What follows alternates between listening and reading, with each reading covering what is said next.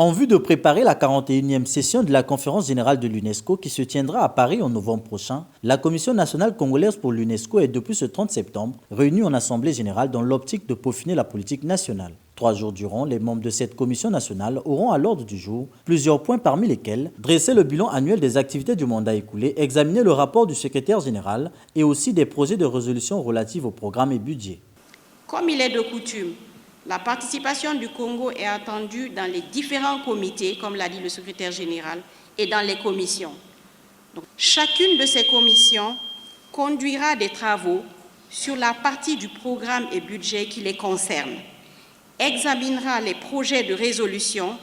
et les passera en plénière, et toutes ces commissions verseront leurs travaux dans la commission administrative qui est celle qui élabore le programme et budget.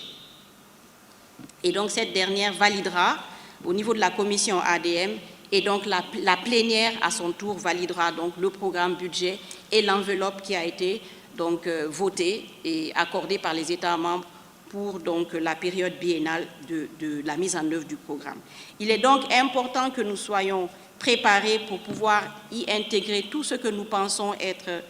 crucial et primordial pour le pays que nous devons exécuter dans les 5 domaines de compétences de l'organisation, y compris les domaines transversaux. Cette assemblée, qui se tient dans un contexte particulier dû à la pandémie à Covid-19, est pour la présidente de cette commission nationale congolaise l'occasion de mettre en lumière quelques engagements inscrits dans l'agenda 2030 et 2060 de l'Union africaine. La spécificité de la 41e session de la conférence générale découle du fait qu'elle découle avec la stratégie à moyen terme de l'UNESCO 2022-2029 et le début du programme quadriennal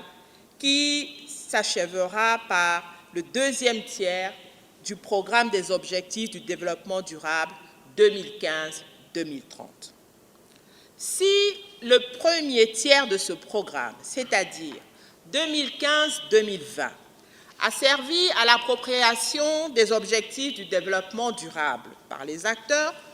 le deuxième tiers, 2020-2025, est celui de la maturation et de la mise en œuvre effective. De ce fait, l'attention des sous-commissions de travail de cette Assemblée générale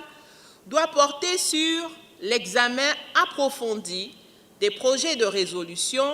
se référant aux objectifs du développement durable dans les différents domaines de compétences de l'UNESCO. Par ailleurs, certains projets de texte, à savoir les déclarations ou les conventions, méritent également un examen minutieux de la part de nos experts. Il s'agit notamment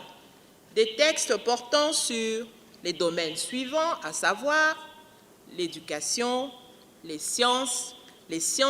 humaines et sociales. Composée de 197 États membres, cette agence intergouvernementale se réunit tous les 2 ans avec la participation de tous les partenaires. Cette conférence générale déterminera l'orientation et la ligne de conduite générale de l'UNESCO des 2 prochaines années.